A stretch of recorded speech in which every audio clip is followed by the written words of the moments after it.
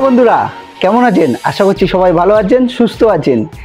যেমনটা বলেছিলাম, সুপার ফোরে বাংলাদেশ উঠবে। হ্যাঁ, এর আগের ভিডিওটা যেটা স্পোর্টস লাভার্স এই চ্যানেলে কিন্তু আমি বলেছিলাম বাংলাদেশ সুপার ফোরে যাবে, এটা আমি বলেছিলাম। কিন্তু শ্রীলঙ্কাকে না হারিয়েও শ্রীলঙ্কা কিন্তু জায়গা করে দিল বাংলাদেশকে সুপার ফোর খেলার জন্য। কারণ আপনারা দেখেছেন আগের দিন যে ম্যাচটা আফগানিস্তানকে শ্রীলঙ্কা হারানোর পরে কিন্তু বাংলাদেশ সমর্থকরা উল্লাসে ফেটে পড়েছিল। কারণ সুপার ফোরে কিন্তু জায়গা করে নিয়েছিল বাংলাদেশ। মানে সুপার ফোরের যে চারটে টিম, ইন্ডিয়া, পাকিস্তান, বাংলাদেশ ও শ্রীলঙ্কা, খেলা আছে শ্রীলঙ্কা ভার্সেস বাংলাদেশের বদলার ম্যাচ। কারণ গ্রুপ ম্যাচে কিন্তু এই শ্রীলঙ্কার কাছেই হারতে হয়েছিল বাংলাদেশকে। বাংলাদেশ সুপার ফোরে যাবে এটা বলা নিয়ে আমাকে অনেকে অনেক কিছু বলেছিল। বাংলাদেশ সুপার ফোরে যাবে আগের দিয়ে বলছেন, শ্রীলঙ্কাকে হারাতে পারেনি, কি করে সুপার ফোরে যাবে। তারপরেও আমি আর একটা ভিডিও বলেছিলাম, আমি বলেছিলাম আফগানিস্তানকে হারিয়ে ভাগ্যের উপর ভরসা করতে হবে। আর সেই ভাগ্য করে দিয়েছে কিন্তু শ্রীলঙ্কা। সেই শ্রীলঙ্কার সঙ্গে সুপার ফোরে মুখোমুখি হবে বাংলাদেশ। বাংলাদেশ টিমের কিন্তু যে দুটো দিক বা যেটা হচ্ছে সব থেকে বড় সমস্যা, সেটা হচ্ছে তাদের বোলিং সাইড। আবারও বলছি কিন্তু বোলিং সাইড আর ওপেনিং পার্টনারশিপ। এর আগের ম্যাচে আফগানিস্তানের সঙ্গে ওপেনিং পার্টনারশিপ একটু ভালো খেলেছিল, কিন্তু লিটন দাস রান পায়নি সেই ম্যাচে। প্রথম যে চারজন আছে সেই চারজনের উপরে কিন্তু পুরোপুরি ভরসা করবে batting line up. Zakir Ali কিন্তু লাস্টের দিকে যদি নামে তাহলে কিন্তু তাকে তার স্ট্রাইক রেটটা ঠিক করতে হবে। কারণ বল বেশি খেলছে, যেখানে টি-20-তে এত বল খেলে এত কম স্ট্রাইক রেটে ব্যাটিং করা যায় না বা চলে না। এই জন্য বলছি তৌহিদ হৃদয় এবং জাকির আলী ও তৌহিদ হৃদয় কিন্তু দায়িত্ব নিতে হবে ফিনিশার হিসেবে। সে ফার্স্ট ব্যাটিং হোক কি সেকেন্ড ব্যাটিং হোক, স্ট্রাইক রেট কিন্তু ঠিক রাখতে হবে। লিটন দাস যেমন নামছে ফার্স্ট ডাউনে নেমে, তাকে কিন্তু ইনিংস বিল্ড করতে হবে। বড় ইনিংস খেলার জন্য ব্যাটিং করতে হবে।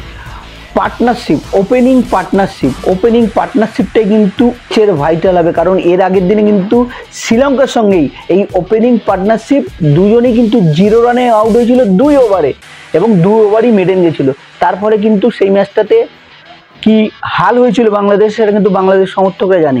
সবাইকে মাথায় রাখতে হবে, বিশেষ করে ওপেনিং পার্টনারশিপটা যাতে ভালো হয়। একটা ভালো ফাস্ট ব্যাটিং করলে একটা যাতে ভালো রানের টার্গেট দিতে পারে, যাতে সেই বোলারদের কাছে সেই রানটা ডিফেন্ড করার মতো পজিশন মানে সুযোগ থাকে। আর যদি ফাস্ট বোলিং করে তাহলে যত কম রানে শ্রীলঙ্কাকে আটকাতে পারবেন সেটাই আপনাদের জন্য মঙ্গল। যাই হোক, প্রেডিকশন কি, এর ম্যাচ কি জিতবে বাংলাদেশ নাকি শ্রীলঙ্কার কাছে আবারও হারতে হবে বাংলাদেশকে?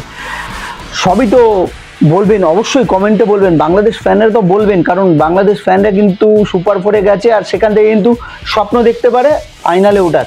আবারও কি ইন্ডিয়া বাংলাদেশের ফাইনাল দেখতে পারবো আমরা এশিয়া কাপে? সময় বলবে। যাই হোক, 21 তারিখ আবারও বড় ম্যাচ, রাইভাল ইন্ডিয়া পাকিস্তানের ম্যাচ নিয়ে কি বলবেন? কারণ এত কন্ট্রোভার্সি চলছে, হাত মেলানো নিয়ে, ম্যাচ রেফারিকে নিয়ে সবই চলছে।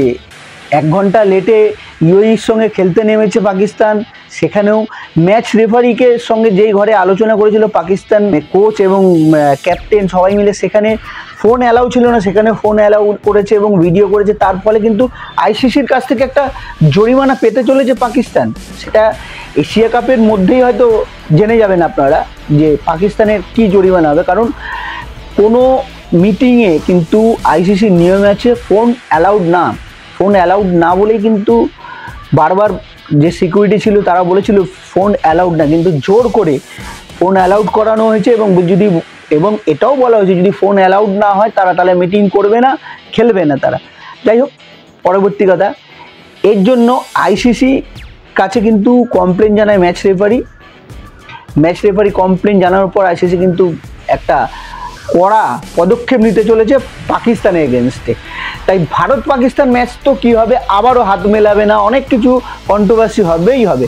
প্রথমবার যেভাবে হারিয়েছে আবারও সেইভাবে হারাবে, যতবার দেখা হবে ততবার হারাবে। আমি এর আগেও ভিডিওতে বলেছি, পাকিস্তানের সঙ্গে যতবার দেখা হবে আবারও হারাবে।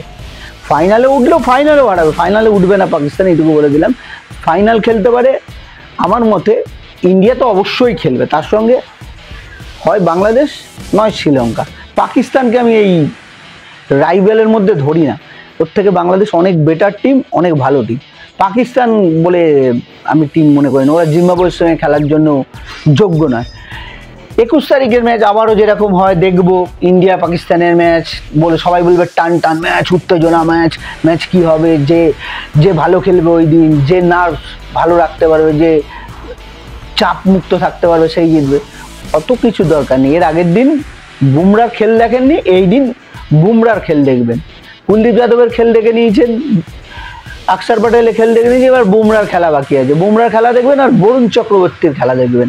কেন বোলিংয়ে এই দুজনে সেই দিনকার সেইভাবে দাগ কাটতে পারেনি। পরের ম্যাচে বুমরা এবং বরুণ চক্রবর্তী দুজনের বোলিংটা দেখবেন বা দুজনের পারফরমেন্সটা দেখবেন। ব্যাটারদের মধ্যে কার কথা বলবো, অভিষেক শর্মা তো রয়েছেই, সঙ্গে Shubman Gill vice captain, captain Suryakumar Yadav.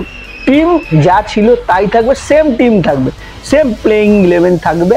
Pitch যেরকম সেখানে দুটো স্পিনারেই খেলবে, আর সেখানে বরুণ চক্রবর্তী, কুলদীপ যাদব মেন স্পিনার হিসাবে থাকবে, অক্ষর প্যাটেল অলরাউন্ডার স্পিনিং হিসাবে থাকবে, হার্দিক পান্ডিয়া তো রয়েছে। তো এই টিম যা টিম আছে, পাকিস্তান যতবার দেখা হবে ততবার হারবে। ওই একটা ডায়লগ আছে না, সেই ডায়লগটাই বলে রাখলাম, বাপ বাপ হতা হয়, বেটা বেটা বেটেকে তারা ই রাহো, বাপ बनने की কৌশিক মত করো।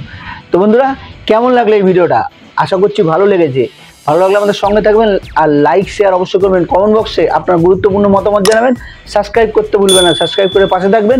এশিয়া কাপের সমস্ত আপডেট আপনাদের সঙ্গে আমাদের এই স্পোর্টস চ্যানেলে আলোচনা করব, এবং স্পোর্টসের যাবতীয় আলোচনা পাবেন আমাদের এই স্পোর্টস চ্যানেলে। ততক্ষণ ভালো থাকবেন, সুস্থ থাকবেন, জমিয়ে এশিয়া কাপ দেখবেন।